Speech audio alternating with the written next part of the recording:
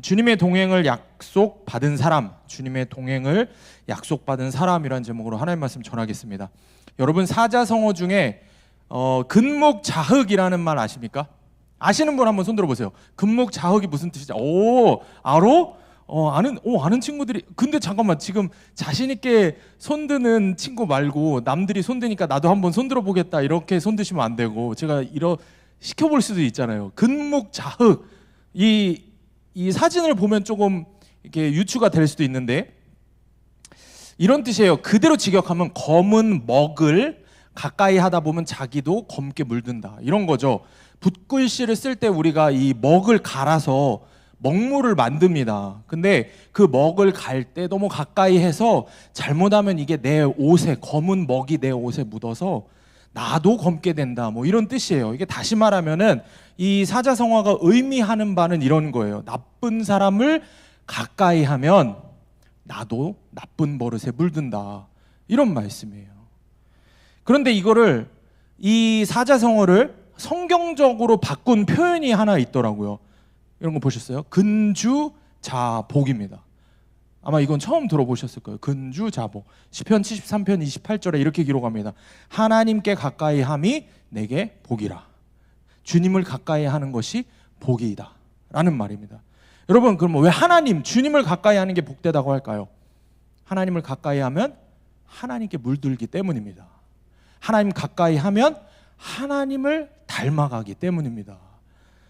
여러분, 이 근주자복이라는 글을 쓰신 목사님이 이런 코멘트를 다셨더라고요. 제가 읽어드릴게요. 우리는 어린아이가 엄마를 찾듯이 간절히 하나님을 사모해야 합니다.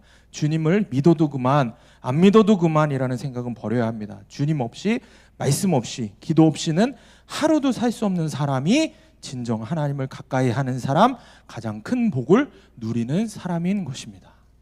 사랑하는 여러분, 하나님을 가까이 하는 복을 누리시기를 축복합니다. 주님이 없으면 안 되는 사람이 되시기를 축복합니다.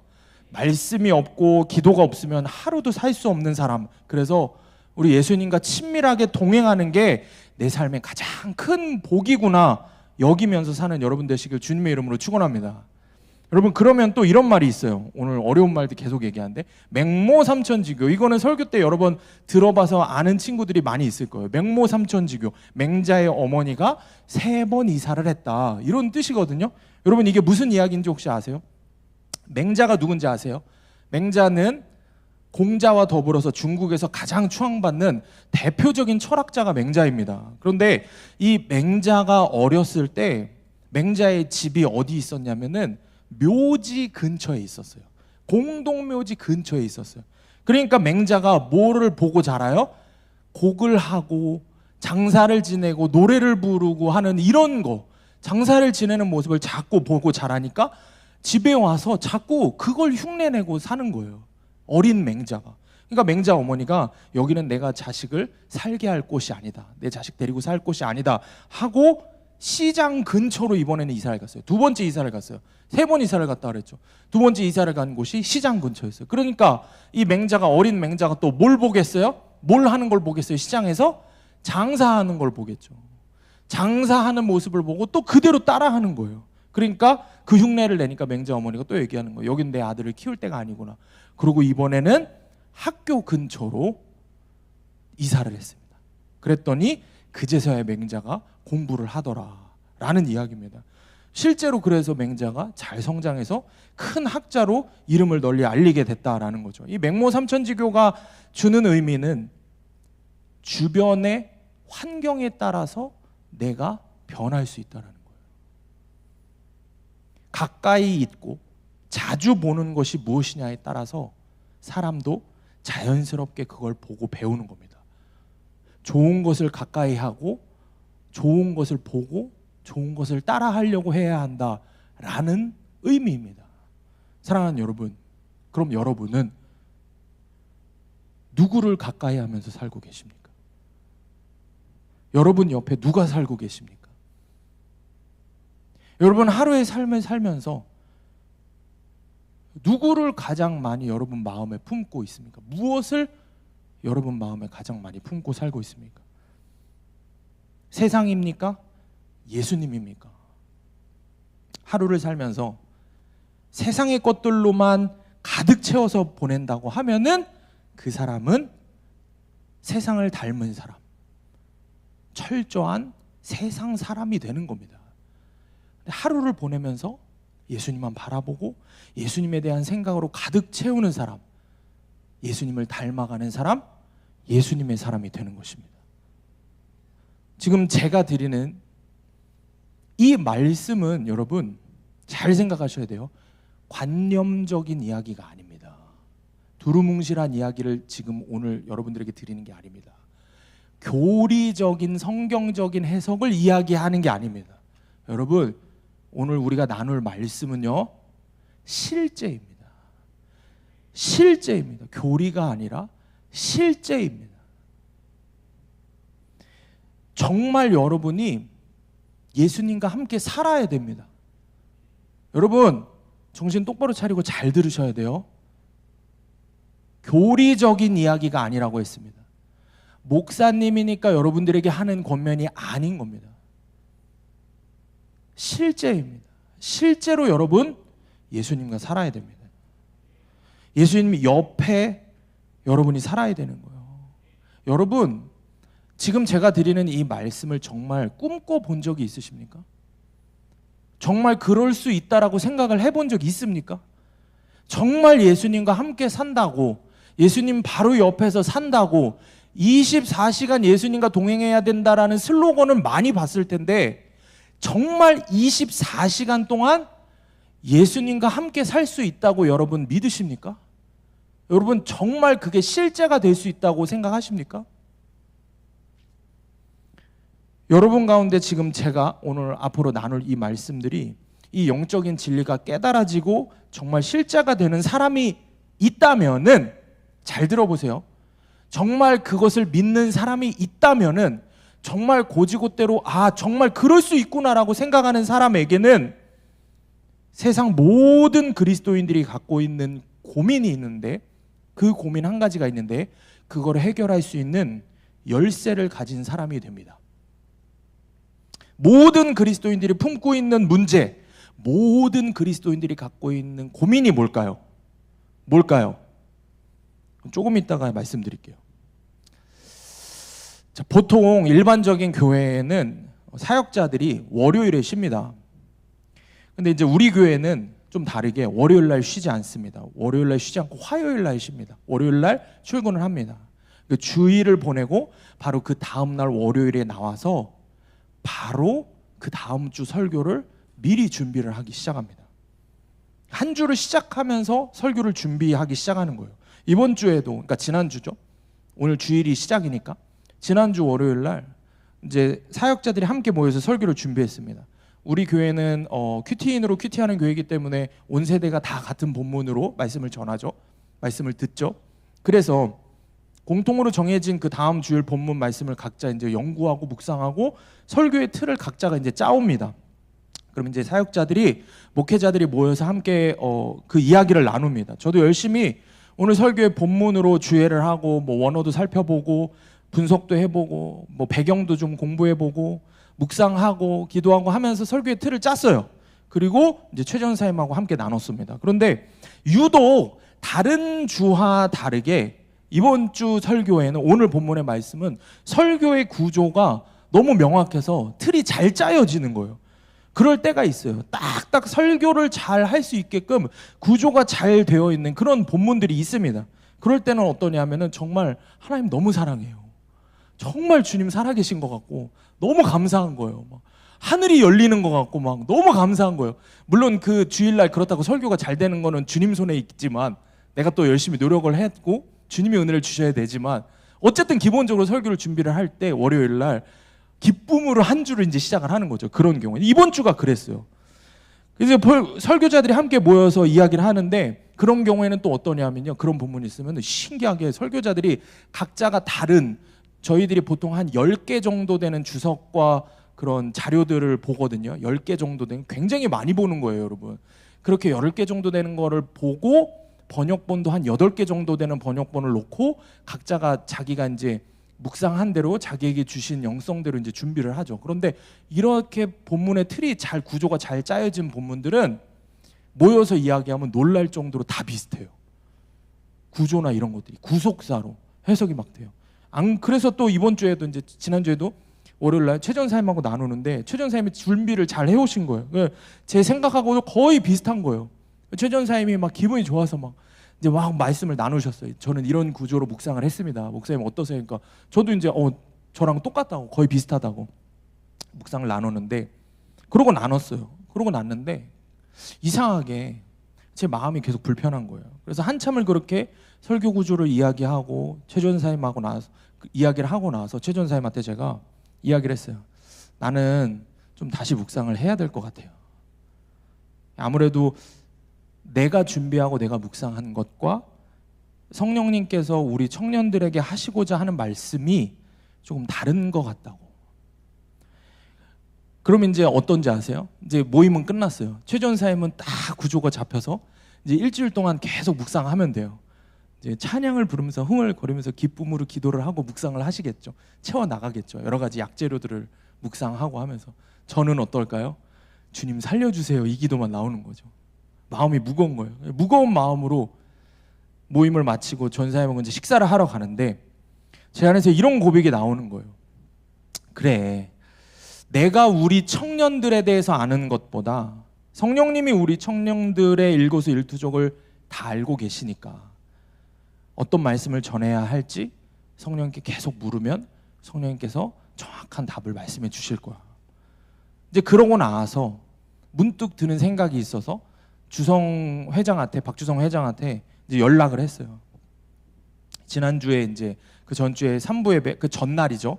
주일날 3부 예배 후에 소그룹 나눔 할 때 어떤 나눔들이 있었는지 보고서를 가능한 좀 빨리 좀 정리를 해서 좀 보내달라고 했어요.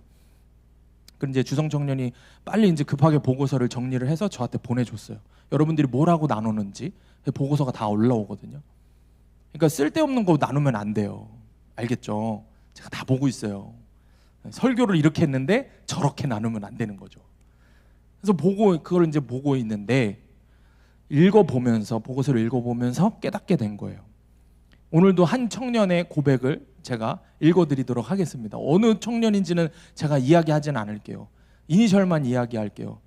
HK라는 청년인데 그 청년의 보고서에 이런 고백이 있는 거예요. 오늘 말씀 가운데 기도의 응답을 받아서 엄청난 기적들을 경험한 믿음의 선조들의 예화를 들으면서 사실일까 하는 의심을 했던 마음을 회개하면서 나도 기도를 포기하지 않아야겠다 생각했다. 그런데 한편으로 예배 때 아무리 눈물로 기도했어도 이 예배가 끝나고 나는 또 똑같은 한 주를 보내겠지 하는 답답한 마음이 도저히 사라지지 않았다. 참 되게 솔직한 고백이었거든요. 너무 솔직한 고백인 거예요.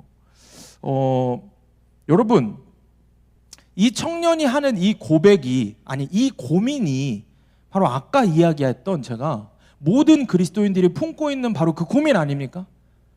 바꿔 이야기하면 여러분들도 갖고 있는 고민 아닙니까? 우리 모두가 갖고 있는 고민 아니에요? 기도했지만 이 예배가 끝나고, 눈물로 결단했지만 이 예배가 끝나고 나는 똑같은 한 주를 또 보내겠지 하는 마음의 답답함. 우리에게 이런 답답함이 있다는 거예요. 그래서 제가 주님 앞에서 계속 이걸 갖고 기도를 하는 거죠. 그런데 그렇게 기도하는 가운데 제 마음에 성령님이 주시는 분명한 말씀이 하나 있었습니다. 그게 무슨 말씀이냐면은 바로 동행이라는 말씀이었습니다. 사랑하는 여러분, 하나님 앞에서 그렇게 열심히 회개하고 결단하고 기도하고 다짐하고 적용해 보려고 해도 안 되는 내 모습, 죄에 무너지는 모습, 또 포기하는 나의 모습, 여러분 이런 모습을 보면서 여러분 좌절하고 있지 않습니까? 어쩌면은 여기에 어느 누군가는 좌절을 넘어서 이제는 타협을 넘어서 자기 자신을 변호하고 거짓된 모습으로 이야기하는 경우도 있을 수 있습니다. 여러분은 어떠십니까? 여러분, 우리 사랑하는 청년들, 우리가 수련회 때 그리고 뭐 제자훈련 때 여러분들이 결단하고 했던 죄와의 싸움 잘 하고 있습니까? 잘하고 있습니까? 지금 눈만 껌뻑껌뻑거리고 지금 대답들을 못하고 있죠. 잘하고 있습니까? 나를 못 쳐다보는 사람들도 많네요. 잘하고 계십니까? 결단한 대로 죄와 잘 싸우고 있습니까? 반드시 싸우겠다는 마음을 갖고 있습니까? 또 한 청년은 이런 고백을 하더라고요. 옆에 어느 청년이 아무렇지도 않게 이전의 모습으로 돌아가고 무너지는 모습을 보면서 너무 안타깝다고 이런 고백도 하는 거예요. 여러분은 어떠세요? 다른 사람들의 눈에도 여러분이 그렇게 보이는 거예요. 여러분 어떠십니까? 좌절하고 고민하고 있죠. 근데 여러분들이 그렇게 고민하고 그런 마음들, 답답한 마음을 갖고 있다는 것을 성령님이 더 잘 알고 계시다라는 것입니다. 아멘. 그래서 우리 공동체에 앞으로 우리가 정말 붙들고 가야 할 중요한 영적인 키워드를 주셨습니다. 그게 바로 동행입니다. 아멘. 오늘 본문의 말씀은 예레미야 선지자를 하나님께서 부르시는 장면입니다.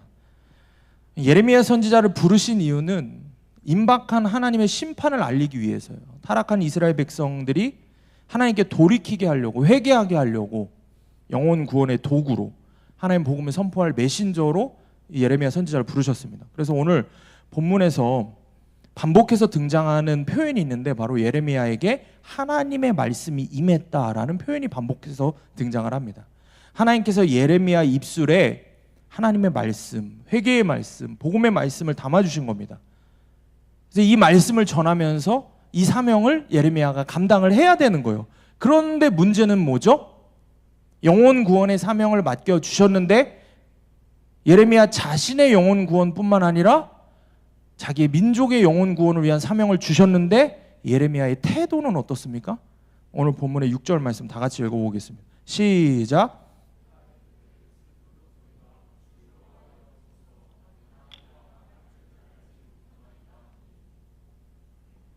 아멘. 예레미야가 이야기하죠. 주님, 저는 아이입니다. 이렇게 이야기를 해요. 이 말은 곧 이런 뜻인 거예요. 주님, 저는 아무런 힘도 없어요. 나는 아무런 능력도 없어요. 그리고 저는 말을 잘 하지도 못해요. 그리고 저는 몰락한 제사장 집안에서 태어났어요. 제 능력, 제 상황과 환경 뭐 하나 제대로 된 게 없는데 주님, 제가 뭘 할 수 있겠습니까? 주님 앞에 그렇게 이야기하는 거예요. 자, 사랑하는 여러분, 여러분을 하나님께서 부르셨습니다. 첫째는 여러분을 그리스도인으로 부르셨습니다. 예수님의 사람으로 부르셨어요. 죄와 싸우며 여러분 스스로가 좁은 문 좁은 길을 걸어가며 회개를 멈추지 않고 계속 구원의 길을 걸어가라고 주님 말씀하셨습니다. 두 번째는 여러분을 통해 가족 구원, 영혼 구원을 이루시기를 원하십니다. 여러분 믿으십니까? 하나님께서 그렇게 불러주셨어요. 그런데 우리는 주님 그 부르심 앞에서 항상 믿음 없는 모습을 보인다는 거예요. 이런 이야기하는 거예요. 주님, 저는 아이예요. 저는 연약해요. 저는 죄에 쉽게 넘어져요. 저는 술, 담배 하나 끊는 것도 제대로 못해요. 저는 음란물 하나 끊는 것도 제대로 못해요. 저는 게으름 하나 끊는 것도 제대로 못해요. 저는 교만의 죄 하나 끊어버리는 것도 못해요. 저는 기도하면서 그렇게 결단해도 안 돼요. 못해요. 안 될 것 같아요. 이런 이야기만 한다는 겁니다. 또 가족 구원을 이야기하시는 주님 앞에서 우리가 뭐라고 이야기해요? 주님, 언제까지 내가 참아야 되는데요? 언제까지 내가 기다려야 되고 언제까지 내가 적용을 해야 되는 건데요? 주님, 제가 얼마나 더 눈치 보면서 내 가족을 구슬려서 교회에 데리고 가야 돼요? 언제까지 내가 져줘야 되냔 말이에요. 이제 더 이상 못하겠어요. 이것이 우리 입에서 나오는 예레미야와 같은 이야기예요. 예레미야의 모습하고 동일하다는 거예요. 수련회를 통해, 집회를 통해, 예배를 통해, 제자훈련 통해 수없이 주님이 은혜를 주셨지만, 그래서 결단하고 또 결단해보지만 계속 넘어지니까 이런 생각이 드는 거죠. 이거 언제까지 해야 되는 거야? 이게 끝이 있기는 한 거야? 다음번엔 수련회도 없다고 하는데 나는 어떡하지? 나는 이번엔 수련회 가서 은혜도 못 받았는데, 예수님 십자가도 제대로 못 만났는데, 겉으로만 만난 척 했는데, 아니면 만났지만 경험했지만 나 지금 내 마음에 떠오르는 그 죄, 또 연약해서 넘어져서 그거 그냥 갖다 버렸는데 그 은혜? 내가 뭘? 난 아이야. 난 아무것도 할 수 없어. 이런 우리 안에 영적 패배감이 깊이 우리 안에 깔려 있다는 겁니다. 그런데 여러분, 그런 우리에게 성령님께서 동행이라는 분명한 영적인 키워드를 우리에게 주시는 것입니다. 함께 읽어볼게요. 예레미야 1장 5절 쉬운 성경으로 함께 읽어보겠습니다. 시작. 나는 너를 내 어미 뱃속에서 네가 태어나기 전 거룩하게 구별하여 여러 나라에 보낼 예언자로 세웠다. 아멘. 여러분, 내가 엄마 뱃속에서 만들어지기 전부터 주님이 나를 아셨다라고 이야기를 합니다. 내가 너를 알았고 라고 말씀하세요. 여러분, 여기서 알다라는 동사는 히브리어 야다라는 히브리어입니다. 야다라는 말입니다. 이건 지식적으로 알고 있는 알을 이야기하는 게 아닙니다. 잘 들으셔야 돼요. 경험적으로 안다라는 뜻입니다. 여러분, 이게 무슨 뜻일까요? 경험적으로 안다는 게 무슨 뜻이에요? 누구를 경험적으로 안다, 지식적으로 아는 게 아니라 경험적으로 안다는 게 뭐예요? 들어서 아는 거 아니고, 머리로만 아는 거 아니고, 내가 그 사람을 보았고, 함께 호흡했고, 함께 옆에 있었고, 함께 교제를 했던, 그렇게 아는 걸 경험했다, 내가 그 사람을 경험해봤다라고 이야기하는 겁니다. 그런 경험적 관계를 이야기하는 겁니다. 주님이 여러분을 안다는 말씀은 내가 그냥 그저 너를 알고 있어 라는 말이 아니라 여러분이 태어나기 전부터 지금까지 여러분과 함께 하셨다라는 뜻입니다. 여러분은 주님을 전혀 알지 못했던 시간에도 어느 누군가는 어렸을 때 예수님을 만났을 수 있고 어느 누군가는 얼마 전에 예수님을 만났을 수도 있어요. 그런 거랑 상관없이 하나님 뭐라 그러세요? 여러분, 그리고 어느 누군가는 아직도 예수님을 잘 모를 수 있습니다. 그런 거랑 상관없이 하나님의 입장에서는 여러분을 언제부터 아셨다고요? 여러분이 엄마 뱃속에 잉태되기 전부터 여러분을 아셨다는 거예요. 그 알면 뭐라고요? 여러분과 동행하셨다는 거예요. 여러분과 함께 하셨다는 것입니다. 여러분이 그분을 알지 못했던 시간들 속에서도. 그래서 주님께서 오늘 말씀의 제목을 저와 여러분에게 주신 겁니다. 오늘 말씀의 제목 함께 읽어볼까요? 시작. 주님의 동행을 약속받은 사람. 아멘. 이게 누굽니까? 저와 여러분입니다. 이게 누굽니까? 여러분입니다. 여러분은 누구라고요? 주님의 동행을 약속받은 사람입니다. 아멘. 여러분은 주님의 동행을 약속받은 사람이에요. 이거 말씀을 잘 들어야 돼요. 우리가 동행해야지 막 하는 것이 아니라 먼저는 가장 근본적인 이 동행이란 키워드를 주신 주님의 마음은 목사님이 또 뭐 동행하라고 뭐 하는 그게 아니라 근본적으로 주님이 성령께서 하시는 말씀은 너희들은 주님의 동행을 이미 약속받은 사람들이야 말씀하시는 거예요. 아멘. 너를 모태에서부터 알고 있었다라는 주님의 음성을 듣는 여러분 되시길 축복합니다. 너는 주님의 동행을 약속받은 사람이다라는 주님의 음성을 분명하게 듣는 이 시간 되기를 주님의 이름으로 축복합니다. 여러분, 그러므로 주님이 나를 알고 계셨다, 주님이 항상 나와 동행하고 계셨다, 이 진리를 깨닫게 되면은 내가 더 이상 두려워할 게 없다라는 겁니다. 나는 주님의 동행을 약속받은 사람이라는 이 영적인 비밀을 깨닫고 그렇게 되면 더 이상 여러분 내가 두려워할 것이 있을 수 없다는 겁니다. 내가 죄에 연약해서 넘어지는 거든 나를 아프게 하고 고난을 주고 상처를 주는 상황과 환경과 사람도 더 이상 두려움의 대상이 되지 않는 것입니다. 모태 이전부터 나와 동행하셨다. 그래서 내가 누구라고요? 주님의 동행을 약속받은 사람이라고요. 이 사실을 믿음으로 취하는 여러분 되시길 주님의 이름으로 축복합니다. 한 목사님 부부가 기차 여행을 했을 때 이야기입니다. 목사님이 탄 기차가 정거장을 출발하려고 하는데 옆좌석에 머리를 예쁘게 딴 리본을 한 깜찍한 소녀가 앉아 있었어요.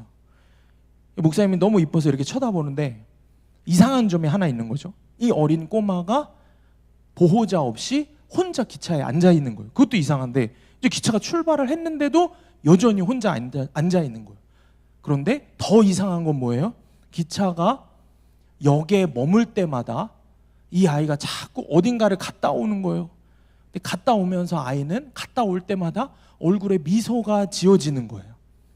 처음부터 그걸 계속 본 목사님이 궁금한 거예요. 그래서 아이에게 물었어요. 혼자 그렇게 어디를 가니? 아, 네. 저는 이제 이 목사님이 물어본 거는 목적지를 물어보는 거예요.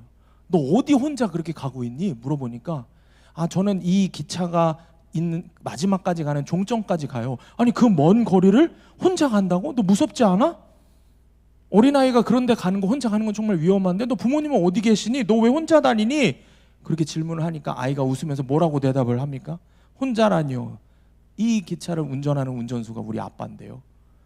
이 이야기를 하는 거예요. 아이가 기차 여기 쉬는 때마다 어디를 갔습니까? 어딜 갔다 왔을까요? 맨 앞에 있는 아빠를 보고 온 거예요. 그 아빠를 보고 오니까 마음이 놓이는 거예요. 저는 이 예화를 정말 자주 여러분들에게 이야기를 했는데 이게 실제예요. 우리 소원이가 정말 그래요. 엄마가 쓰레기를 버리러 가잖아요. 그럼 알아요. 엄마가 가면서 얘기해. 엄마 쓰레기 버리러 가니까 아빠가 장난쳐도 울면 안 돼. 근데 이제 나가는 순간부터 소원이가 물어요. 내려가 쓰레기 버리고 오는데 얼마나 걸리겠어요? 얼마 안 걸리잖아요. 그러는 거예요. 엄마 어디 갔어, 아빠? 이러고 쳐다보는 거예요. 그럼 엄마, 저의 즐거움이죠. 엄마 어야 갔어. 엄마 안 올 거야. 그럼 이제 거기서부터 이제 시동이 걸리는 거죠. 울기 시작하는 거죠. 그럼 제가 계속 묻는 거예요. 거짓말 하지 마. 요즘엔 뭐라 그러냐면 이제 엄마한테 내가 전화한다 그러는 거예요. 엄마 전화기 안 갖고 갔어. 엄마 전화기 여기 있지롱 이러고 장난을 쳐요. 그러면 어떻게 해요? 울음을 터뜨려요. 그 순간 이제 엄마가 들어오는 거죠. 여러분, 이게 아이예요. 그 순간 엄마가 들어오면은 소원이의 표정이 어떻게 변하겠어요? 막 웃으면서 엄마한테 눈물을 닦으면서 달려가서 엄마한테 안겨서 뭐라 그럴까요? 아빠를 일르겠죠. 그러면 제 아내는 저를 흘겨보겠죠. 하지 좀 말라 그러니까 자꾸 그렇게 한다고. 여러분의 참 아버지 되신 주님을 바라보는 눈이 뜨이기를 원합니다. 우리가 왜 그렇게 두려워할까요? 쓰레기 버리러 간 아빠가 안 보인다고? 엄마가 안 보인다고? 눈에서 안 보인다고 그걸 우는 거예요. 눈에서 안 보이니까. 그 하나님을 바라보는 눈이 뜨이는 여러분 되시기를 축복합니다. 가장 사랑하고 가장 믿을 수 있고 가장 듬직한 우리 아빠와 동행하는 여행, 그 나를 지켜줄 수 있는 부모님이 있다는 게 얼마나 내 인생의 여정에 큰 힘이 되는지 모릅니다. 설교를 준비하면서 이 이야기를 묵상을 하는데 단편적으로 제가 제 개인적으로 이런 생각이 드는 거예요. 저희 부모님에게 감사한 생각이 드는 거예요. 아, 그래, 내가 정말 좋은 믿음의 부모님을 만나서 좋은 믿음의 신앙의 유산을 물려받아서 믿음의 긴 여정을 그래도 잘 걸어갈 수 있는 거구나. 물론 나는 여전히 부족하고 죄된 모습 투성이지만 그래도 믿음의 부모님으로부터 받은 믿음의 유산들이 있기 때문에 내가 더 나쁜 길로 가지 않고 주저앉지 않고 잘 걸어가고 있구나, 이런 감사한 마음이 드는 거예요. 근데 한편으로는 이런 마음이 드는 거예요. 기도하는데 그러면은 믿음의 부모님이 없는 우리 아이들은 어떡하지? 신앙의 흙수저라고 제가 이야기하는 그런 아이들은 어떡하지? 교회를 안 다니는, 아니면 믿음이 연약한 부모님이 있는 친구들은 어떡하지? 이런 안타까움이 들어서 이 친구들을 위해서 기도를 하기 시작했어요. 제 딴에는 정말 열심히 기도를 하기 시작했어요. 근데 기도를 하는데 주님이 칭찬해 주시는 게 아니라 성령님이 제 안에 책망하시는 거예요. 뭐라고 책망을 하실까요? 주님이 이렇게 말씀하시는 거예요. 아이들에게 믿음의 부모님이 없다고? 아니, 내가 있는데 무슨 말하는 거야? 성령님 말씀하시는 거예요. 내가 있는데. 왜냐하면 내가 그래서 그 아이들과 너보다 더 가까이 했었어. 내가 그 아이들을 그래서 더 품에 안고 사랑하고 있었어. 그 아이들이 나를 바라보는 눈만 뜨이면 돼. 그 아이들이 내가 그 누구보다 그 아이들과 더 가까이 있었다는 그 사실만 깨닫게 되면 돼. 그럼 모든 두려움은 사라질 거야. 주님이 말씀하시는 거예요. 사랑하는 여러분, 여러분 안에 계속해서 여러분과 함께 하셨던 주님을 바라보는 눈이 뜨이기를 축복합니다. 다른 거 바라지 마세요. 그 눈이 뜨이면 됩니다. 그래서 옛 에티오피아 속담에 이런 말이 있어요. 물고기가 물을 가장 늦게 발견한다. 왜 여러분들이 주님을 가장 늦게 발견하겠어요? 물고기가 물을 가장 늦게 발견하는 게 무슨 뜻이에요? 물고기가 물을 가장 늦게 발견한 이유는 물이 너무 멀리 있어서가 아니죠. 오히려 물 없이 살아본 적이 없을 정도로 사방에 항상 물이 가득했기 때문에 물고기가 오히려 물을 가장 늦게 발견하는 거예요. 어떤 면에서 우리에게 하나님은 물고기에게 물과 같은, 하나님은 우리에게 그런 존재입니다. 우리 곁에, 여러분 곁에 하나님이 존재하지 않으셨던 적이 없는 겁니다. 아멘? 우리가 하나님의 존재를 잘 느끼지 못하는 것은 하나님이 결코 멀리 계셔서가 아니라 오히려 우리가 그분과 떨어져 본 적이 없기 때문에 그런 겁니다. 여러분, 이 사실을 믿음으로 취하시기를 원합니다. 그래서 항상 지금 내 옆에 계시는 주님을 바라보는 눈이 반드시 떠져야 합니다. 아멘? 잘 보셔야 돼요. 눈이 떠져야 되는 거예요. 여러분이 그 주님과 동행하려고 하는 게 아니라 근본적으로 여러분들이 그 주님께 가까이 다가가야 되는 게 아니라 이미 내 옆에 계시는 그 주님을 바라보는 눈이 떠져야 합니다. 여러분, 단 한순간도 나를 떠나지 않으셨던 예수님과 내가 정말 이제는 친밀하게 동행하는 교제를 하기를 원한다면은 여러분들이 의지적인 적용이 있어야 되는 거예요. 아, 거봐, 또 목사님 또 뭐 시키려고 그러는구나. 의지적이래. 여러분이 의지적으로 그 예수님을 바라보는 눈이 떠져야 된다는 거예요. 그 예수님을 바라보는 눈이 여러분이 떠져야 여러분에게 능력이 되는 것입니다. 아멘. 아멘. 그걸 우리의 노력, 우리의 어떤 엄청난 대가지불이라고 할 수가 없는 겁니다. 도저히 그럴 자격이 없는 나와 항상 함께 하셨던 주님을 바라보기 위해서 그 눈을 뜨는, 그 눈을 뜨는 의지적인 노력을 갖고 힘든 노력이라고 하면 어떡합니까? 여러분, 마음 가운데 잘 생각해 보시기를 바랍니다. 그런데 여러분, 정말 우리의 실상을 보면은 이렇게 함께 하시는 주님을 바라보는 눈이 떠지지 않으니까 우리가 말씀을 통해 깨닫게 되는 죄마저도 점점 숨기고 핑계대고 인정하지 않는 거예요. 한 청년이 또 이런 나눔을 했더라고요. 기도의 자리를 떠났대요. 떠났던 이유는 기도를 어떻게 해야 할지 몰라서 떠났다는 거예요. 근데 다른 사람이 신경 쓰여서가 아니라 정말 주님께 뭐라고 기도해야 될지 몰라서 기도를 안 했다는 거예요. 그리고 세상에서 했던 행동들이 어떤 게 죄인지 모르겠어서, 주님 앞에 뭐라고 기도해야 될지 모르겠어서 그래서 기도를 안 했다는 거예요. 제가 근데 이걸 보고 너무 솔직히 처음에 화가 났어요. 처음에 너무 어이가 없었어요. 자기의 죄가 뭔지 몰라서 기도를 못 했다고? 아니, 그럼 나는 도대체 설교 때 뭔 얘기를 한 거지? 설교 때 얼마나 더 적나라하게 너희들의 죄에 대해서 얘기를 해줘야 되는 거지? 얼마나 더 적나라하게, 더 분명하게 얘기를 해줘야 죄를 몰라서 회개를 안 했는데요, 못 했는데요, 이런 소리를 안 할까? 이런 답답함이 있는 거예요, 제 안에. 도대체 얼마나 더 강하게 얘기를 해줘야 되는 거야? 도대체 얼마나 더 분명하게 얘기를 해줘야 되는 거야? 답답하다. 그런데 기도하는 가운데 제가 깨닫게 된 게 있어요. 자기의 죄를 정말 몰라서, 정말 깨달아지지 않아서 기도를 안 한 게 아니구나. 두려워서 그러는 거구나. 회개할 용기도, 죄와 싸울 용기도, 죄를 끊어내겠다는 용기도, 결단할 용기도 자신이 없고 너무 힘이 들고 내 힘으로 안 될 것 같으니까 두려워서 그러는구나. 이해가 되는 거예요. 그런데 여러분, 이 이야기를 기억하실지 모르겠어요. 미국의 유명한 맥스 루케이도 목사님이 계십니다. 이 목사님이 한 교회에 가서 설교를 하셨습니다. 설교를 하시는데 이 목사님이, 맥스 루케이도 목사님, 미국에서 유명한 작가이시면서도 유명한 목회자이신데, 이분이 어렸을 때 텍사스 지역에 살아서, 텍사스 지역에는 바다가 없거든요. 사막 지역이거든요. 그러니까 어려서 바다라는 곳을 본 적이 없는 거예요. 그러다가 어린 시절에 삼촌이 살고 있는 캘리포니아를 방문했습니다. 들어보셨어요? 이름은 들어보셨나요? 산타모니카 해변?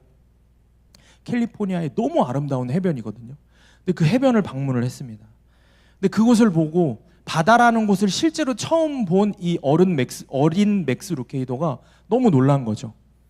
그런데 이 맥스를 감동시켰던 건 뭐냐면은 그 파도라는 게 끊임없이 밀려오는 거죠. 계속 밀려오는 거죠. 저 물이.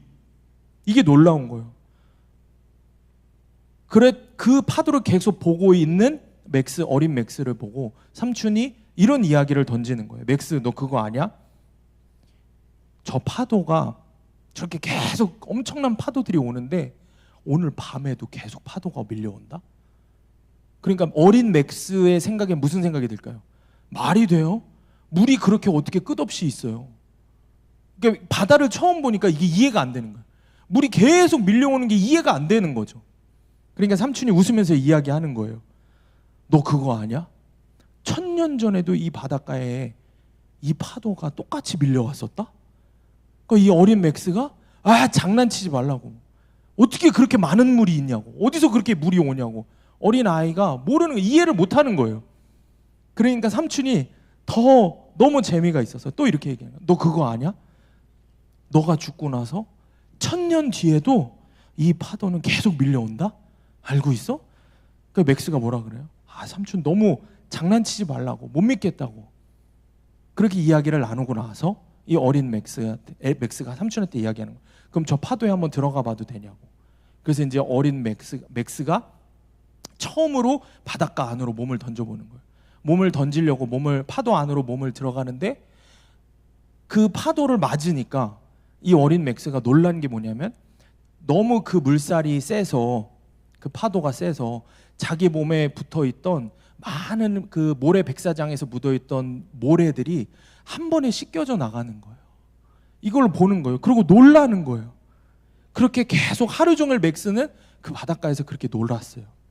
자, 이 맥스 루케이도가 조용히 그 예배당에서 설교를 하면서 어릴 적 자기의 이야기들을 이야기하면서 이렇게 이야기를 했습니다. 하나님의 은혜는 이와 같아서 1000번을 넘어져도 우리를 향해 다시 밀려옵니다. 내가 얼마나 많은 죄의 찌꺼기를 뒤집어 쓰고 있다고 해도 내가 그 은혜의 파도 앞으로 나아가면 나를 완전히 깨끗하게 하십니다. 완전하게 깨끗하게 하시고 또한 영원히 깨끗하게 하십니다. 믿으십니까? 여러분에게 하나님의 은혜는 이런 것이라는 것이 믿어지십니까? 죄와 싸우기가 지친 여러분, 회개하기를 포기한 여러분에게 은혜의 파도, 하나님의 은혜의 파도가 오늘도 여러분을 덮어주실 줄 믿습니다. 여러분이 해야 되는 거는 그 은혜의 파도 앞으로 나아가는 거예요. 그 은혜의 파도 앞으로 나아가기만 하면 하나님께서 여러분을 깨끗하게 하시는 겁니다. 여러분, 이 사실을 믿음으로 취하시는 여러분 되시기를 축복합니다. 여러분, 그래서 이 하나님의 은혜의 파도는 우리가 이해할 수 있다면 이해할 수 있는 게 아닙니다. 여러분, 은혜라는 거는 이해할 수 있으면 그건 은혜가 아닙니다. 그 크기를 가늠할 수 있다면 그건 하나님의 은혜가 아닙니다. 충분히 어느 정도 예상할 수 있는 은혜라고 하면은 그건 하나님의 은혜가 아니라는 것입니다.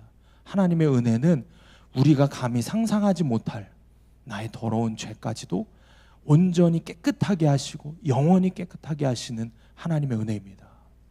그래서 여러분, 지옥을 가는 건 누가 간다고요? 죄를 지은 사람이 가는 게 아니라 회개하지 않는 사람이 가는 거예요. 잘 들으셔야 돼요. 내가 담배 끊겠다고 하고 담배 다시 피고 술 먹겠다고 술 다시 먹어서 그게 문제가 아니에요. 그 죄와 싸우려고 하지 않는, 회개를 포기한 사람이 문제인 겁니다. 음란의 죄에 대해서 끝까지 회개하겠다고, 게으름의 죄에 대해서, 교만의 죄에 대해서 끝까지 포기하지 않겠다고 하는 사람이 천국 가는 겁니다. 하나님께서 그 죄에 넘어진 거를 이야기하시는 게 아니라 내가 다시 일어나서 그 길을 가려고 하는지, 회개의 길을 가려고 하는지 주님이 그거를 보고 계시는 겁니다. 며칠 전에 제가 주님 앞에서 결단을 한 것이, 정말 중요한 결단이 며칠 전에 무너진 날이 있었습니다. 남들이 볼 때는 뭐 그런 거 갖고 그러냐라고 할 수 있지만 주님 앞에서 한 제 결단이기 때문에 저는 그게 너무 속이 상하는 거예요. 나는 도대체 왜 이럴까? 나는 도대체 왜 해도 안 되는 걸까? 내가 이렇게 연약하고 이렇게 더러우니까 우리 아이들도 변화되지 못하는 거구나. 내가 문제구나.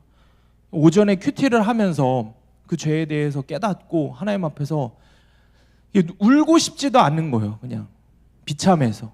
근데 내가 적용을 써야 되는데 내 스스로 그런 생각을 하는 거예요. 어떤 징벌방에 들어가야 하나, 이런 생각을 하는 거예요. 여러분들 그런 생각 하지 않아요? 내가 죄에 무너졌을 때 내가 어떤 벌을 내가 내 스스로 좀 적용할 때 받아야 될까? 그래야 좀 주님이 기뻐하시고 용서해 주시지 않을까? 이런 마음, 제 안에도 그런 마음이 있는 거예요. 그런 식으로 뭔가 또 내가 행동으로 벌을 받고 하면은 되지 않을까? 근데 제가 깊이 생각을 해보니까 그런 식으로 하는 거는 이런 거예요. 또 다른 방식으로 내가 하나님 앞에서 잘못했다고 하는 게 아니라 종교적인 모습으로 면죄부를 받으려고 하는 모습이더라고요. 그런 식으로 회개하려고 하는 게, 죄도 내가 짓고 용서받는 것도 내 맘대로 내 방식대로 받으려고 하는 것 같다, 이런 생각이 문득 드는 거예요. 그래서 생각해 보니까 그래, 내가 죄를 지은 거는 다른 누구한테 한 게 아니고 내 안에 계신 성령님한테 한 거잖아. 그러면 그 성령님한테 잘못했다고 계속 빌어야 되는 거 아닌가? 이런 생각이 드는 거예요. 그러니까 무슨 뜻이냐면 빌기 위해서 또 뭔가를 해야 된다 이런 게 아니라, 정말 중요한 거는 사람과 사람 관계에서도 사과할 때 뭐가 중요해요? 행동이나 이런 게 중요한 게 아니라 가장 첫 번째는 그 사람의 진심이 느껴져야 되잖아요. 그죠? 진심이 느껴져야 우리가 용서해 주는 거 아니에요. 뭐 억만금을 갖고 와서 미안하다고 하고 막 무릎을 꿇고 난리를 치는데 진심이 안 느껴지면 용서를 받는 사람은, 용서를 해줘야 되는 사람은 어때요? 용서를 안 해주고 싶죠. 중요한 건 뭐예요? 내 진심이잖아요. 성령님을 향한 내 진심이잖아요. 내가 그런 마음이 드는 거예요. 성령님 마음 풀리실 때까지 내가 잘못했다고 해야 되지 않나? 그게 정말 성령님 마음 풀리실 때까지 내가 그렇게 해야 되지 않을까? 이런 생각이 드는 거예요. 그래서 그날 제가 적용을 한 게 뭐냐면은, 하루를 보내면서 제가 마음속으로 수백 번을 정말 계속 쉬지 않고 틈만 날 때마다 주님 죄송해요. 성령님 정말 죄송해요. 예수님 정말 제가 죽을 죄를 지었어요. 이 고백을 계속했어요. 계속했어요. 그 고백을 한 행위가 중요한 게 아닙니다, 여러분. 본질을 아셔야 돼요. 내가 마음으로 이 마음을 보여드리고 싶은 거야. 너무 죄송하다고. 다른 뭐 어떤 뭐 행위나 이런 게 아니라, 뭘로 대신 갚으려고 하는 게 아니라 마음 대 마음으로, 내 마음 대 성령님 마음으로 내 안에서 근심하고 계실 그 성령님 마음을 생각하면서 계속 이야기한 거예요. 죄송해요. 죄송해요. 잘못했어요. 잘못했어요. 잘못했어요. 계속 그렇게 얘기를 하는 거예요. 아무런 느낌도 없었지만, 뭐 내가 영안이 트여서 막 은사가 있어서 성령님이 막 보이는 것도 아니고 막 그분의 음성이 막 들리는 것도 아니고, 그냥 분명 내 안에 계시다고 했으니까 믿음으로 그분을 인격적으로 대하자, 이런 마음이었던 거예요. 이런 진심을 좀 드려야겠다. 정말 죄송하다고. 그렇게 오전부터 점심을 지나서 오후까지 제가 이런저런 그날 해야 되는 사역들을 이제 하면서도 계속 마음으로 성령님한테 죄송하다고 계속 외쳤어요. 그래서 그 성령님을 좀 바라보고 싶은데 안 보이는 거지. 그랬더니 오후쯤이 돼서 아내하고 잠깐 밖에서 일을 보고 이제 교회로 들어오는 차 안인데, 그때 찬양을 들으면서 마음속으로도 그때도 그렇게 기도하고 있었어요. 아내하고는 이야기를 하고 이렇게 대화를 하지만 마음속으로는 계속 얘기했어요. 계속. 성령님 정말 죄송해요. 다시는 안 그럴게요. 정말 죄송해요. 근데 그때 갑자기 그 찬양을 틀어놓은 가사가, 그 찬양을 묵상하지도 않았거든요. 찬양의 가사가 갑자기 아내하고 이야기하고 있었는데 제 마음으로 쑥 들어오는 거예요. 그 가사가 제 마음에 쑥 들어와서 그게 실제가 되는 거예요. 그 가사가 이런 가사였어요. 빈들의 마른 불같이 시들은 나예요. 빈들의 마른 풀같이 시들어버린 나의 영혼. 빈 들에 바짝 말라버린, 시들어버린 내 영혼. 이게 내 안에서 계속 울려 퍼지는 거예요. 이게 내 안에서 계속 울려 퍼지는데, 애통함이 막 밑에서부터 올라오는 거예요. 회개가 터져 나오기 시작하는 거예요. 내 안에 그게 실제가 되는 거예요. 주님, 내가 지은 그 죄 때문에, 내가 지은 그 죄 때문에 내 영혼이 주님 바짝 말라버렸어요. 완전히 시들어버렸어요. 다 죽어버렸어요. 내가 지은 그 죄 때문에 내 영혼이 그렇게 다 죽어버렸어요. 주님, 어떻게 해요? 어떻게 해요? 어떻게 해요? 어떻게 해요? 이 마음이 막 안에서 막 터져 나오는 거예요. 근데 그 다음 가사가 이어지는 거예요. 주님의 허락한 성령 간절히 기다리네. 주님의 허락한 성령 간절히 기다리네. 도저히 자격이 없는 난데 주님이 이렇게 얘기하시는 거죠. 죄로 인해 바짝 시들어버린 내 영혼에게 주님이 이렇게 말씀하시는 거예요. 너에게 성령을 약속했잖아. 너에게 성령을 허락했어.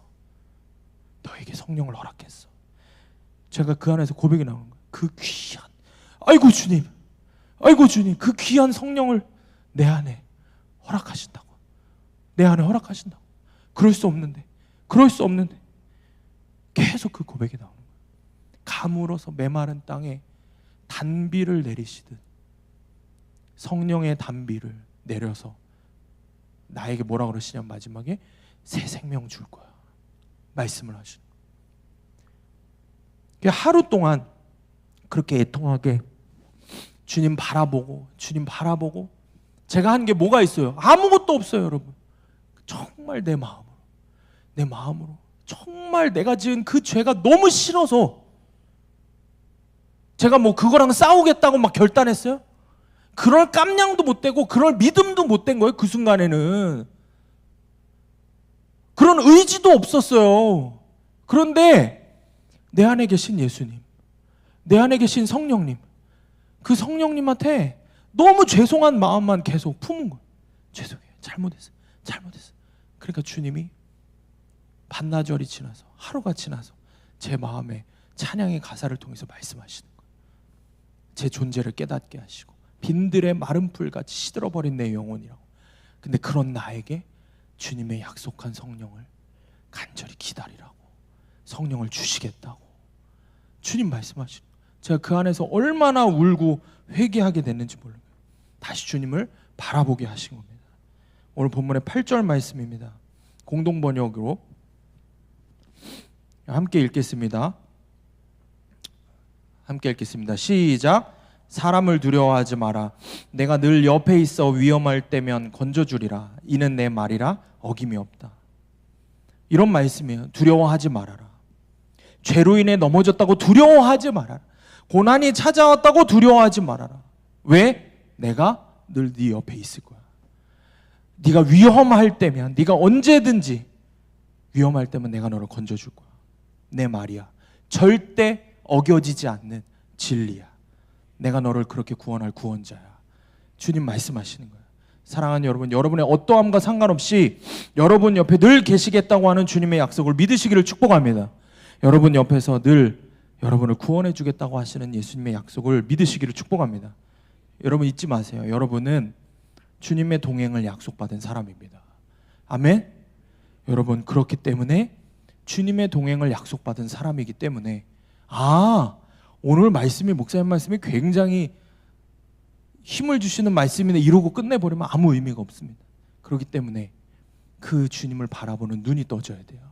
아멘? 그렇지 않으면 아무 쓸모가 없는 거예요. 제가 왜 그 찬양의 가사가 제 안에 묵상이 될 때 통곡을 했을까요? 그 오전부터 주님 잘못했어요, 성령님 잘못했어요 하는 그 순간에 성령님이 나를 떠나셨을까요? 떠나지 않으신 거예요. 내 옆에 계속 계셨던 거예요. 근데 죄로 인해서 그 성령님을 바라보는 눈이 가려진 거예요. 그 사실 때문에 통곡하게 되는 거예요. 그 사실 때문에 이 죄가 너무 싫은 거예요. 그래서 그 사실 때문에 비늘이 벗겨지고 나니, 성령께서 비늘을 벗겨주시고 나니 내가 주님 앞에 통곡하면서 그 주님을 내 옆에 계속 계셨군요. 내 안에 계속 계셨군요. 주님 너무 잘못했어요. 이 고백이 정말 내 진심으로 내 안에서 터져 나오기 시작하는 겁니다. 사랑하는 여러분, 나와 동행하시는 주님을 바라보는 눈이 떠지기를 축복합니다. 그러면 내가 두려워할 것이 없습니다. 내가 또 죄에 넘어졌어도 두려워하고 낙심할 필요가 없습니다. 나와 함께 동행하시는 주님의 은혜의 파도가 나를 씻겨버리실 것입니다. 바짝 메말라 버린 나를 성령의 단비로 나를 솟행케 하실 것입니다. 그렇기 때문에 중요한 건 뭐예요? 우리가 그 주님을 바라봐야 돼요. 내가 그 주님을 바라보는 모습이 필요한 것입니다. 여러분, 이 주님을 바라보는 게 뭡니까? 오늘 우리에게 주신 하나님의 키워드, 동행입니다. 주님을 바라보는 것, 주님과 동행하는 겁니다. 주님과 친밀하게 지내는 것입니다. 말씀을 맺습니다. 여러분 안에 이런 은혜가 있기를 축복합니다. 여러분 안에 정말 주님과 동행하는 은혜가 있기를 축복합니다.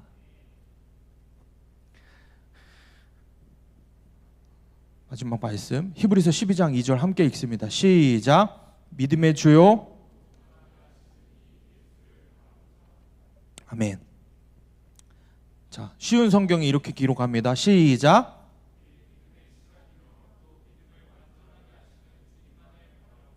아멘.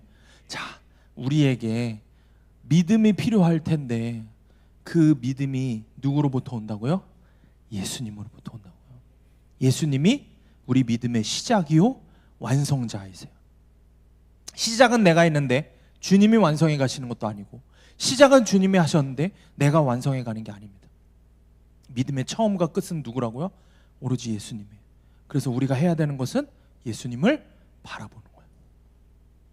그 믿음의 완전한 믿음이신 예수님을 바라볼 때 내 안에 믿음이 생기는 거예요. 내 안에 그 예수님을 바라볼 때 그 예수님과 동행하는 것이 생기는 겁니다. 내 안에 능력이 생기는 겁니다. 내 안에 죄를 마땅히 끊어낼 수 있는 은혜가 생기는 것입니다. 우리 사랑하는 학생 청년들, 마음을 다해서 주님과 동행하는 삶을 살기를 축복합니다. 아멘. 여러분 안에 오늘 말씀에 사실 더 준비한 내용들이 있는데, 이 말씀보다 여러분 안에 꼭 심겨져야 하는 한 가지만 기억하셔야 돼요. 주님이 나와 여전히 함께 하고 계시는구나. 여전히 함께 하고 계시는구나. 그러면 사람마다 다를 거예요. 어느 누군가는 아멘 하고 마음이 뜨거워지고, 어느 누군가는 걱정이 되고 냉랭해질 수 있어요. 왜냐하면 내가 지은 그 죄들 때문에 나는 느껴지지 않아요. 날 떠나신 것 같아요. 이 시간에 기도하면서 여러분이 주님 앞에 여러분의 마음을 드려야 돼요. 여러분의 진심을 드려야 돼요. 내가 다시 회복되기를 원한다고. 내가 다시 내 안에 계신 예수님을 바라보는 눈이 떠지기를 원한다고. 그 고백을 하는 여러분 되시길 주님의 이름으로 축원합니다. 적용 질문입니다. 스스로 아이라 부르며 싸우기를 포기했던 나의 죄는 무엇입니까? 하루 24시간 예수님과 동행하기 위해 실제적으로 어떤 적용을 하겠습니까? 여기서 이야기하는 적용은 여러분들이 뭔가 행위하는 그런 것들보다 여러분 삶 속에서, 제가 어제 동행 모임 때, 예수 동행 모임 나온 사람들은 다 들었어요. 예수 동행 모임 때 들었던 이야기들, 그거를 적용해 보는 거예요. 어제 못 나온 친구들 위해서 간단하게 얘기해 주면은 아주 간단한 거예요. 이거부터 시작하는 거예요. 아침에 일어날 때 예수님을 불러보는 거예요. 아시겠죠? 이게 뭘 의미가 있냐라고 하겠지만, 지금 목사님 하는 말에 정말 고지고대로 믿고 순종하는 사람은 삶이 점점 어마어마하게 변하기 시작할 거예요. 내가 요 근래에 그렇게 회개해 본 적이 없어요. 그날 그렇게 빈들의 마른 풀같이 그 찬양이 내 안에 들어왔을 때 요 근래에 그렇게 통곡하며 회개해 본 적이 없어요. 그 이유가 뭐였다고요? 그 은혜가 왜 왔다고요? 내 안에 마음으로 하루 종일 예수님 바라보려고 했던 거, 그거밖에 없는 거예요. 그와 같이 아침에 일어날 때 맨정신에 예수님을 바라보려고, 예수님을 생각하려고 해보세요. 며칠만 해보면 자동적으로 하게 돼요. 아침에 일어날 때 며칠만 해보면. 그리고 밥을 먹을 때 하루에 2번, 많으면 3번, 더 많이 먹으면 4번 이렇게 먹죠. 먹을 때 말씀을 먹는 게 아니라 밥을 먹을 때 여러분들이 그때 예수님을 또 바라보는 거예요. 그리고 또 여러분들이 하루를 살면서 아마 직장 다니거나 학교 다니는 이제 개강을 하는데 바쁠 때 있죠. 진짜 정신없이 미친 듯이 바쁠 때, 그때가 기회입니다. 정신없이 바쁠 때 오히려 너무 바빠서 그냥 막 미친 듯이 뭔가를 하고 있을 때 한 발짝 물러설 수 있어요. 한 발짝 물러서서, 너무 정신이 없으니까 한 발짝 물러서서 예수님을 바라볼 수 있어요. 오히려 희한하게, 진짜예요. 지금 아마 바쁜 친구들은 고개를 다 끄덕거렸어요. 바쁜 게 뭔지를 아는 친구들은 다 알거든요. 근데 오히려 백수가 더 못해요. 하루 종일 유튜브 보고, 그러니까 우리 지금 이제 학생들, 우리 학생들이 이제 개강을 하니까 이제 바빠지겠죠. 이런 거죠. 공강이 있는 날은 오히려 못해요. 공강이 있는 날은 하루 종일 어떻게 시간이 가는 줄 몰라요. 예수님 생각하는 게 힘들어요. 오히려 학교를 다니고 열심히 공부를 하고 왔다 갔다 하고 하는 분주한 가운데 예수님을 바라볼 수 있습니다. 그렇기 때문에 여러분, 하루 여러 번의 시간들 가운데 예수님을 바라보는 시간들을 갖는 우리 청년들 되기를 주님의 이름으로 축복합니다. 아멘. 기도하겠습니다.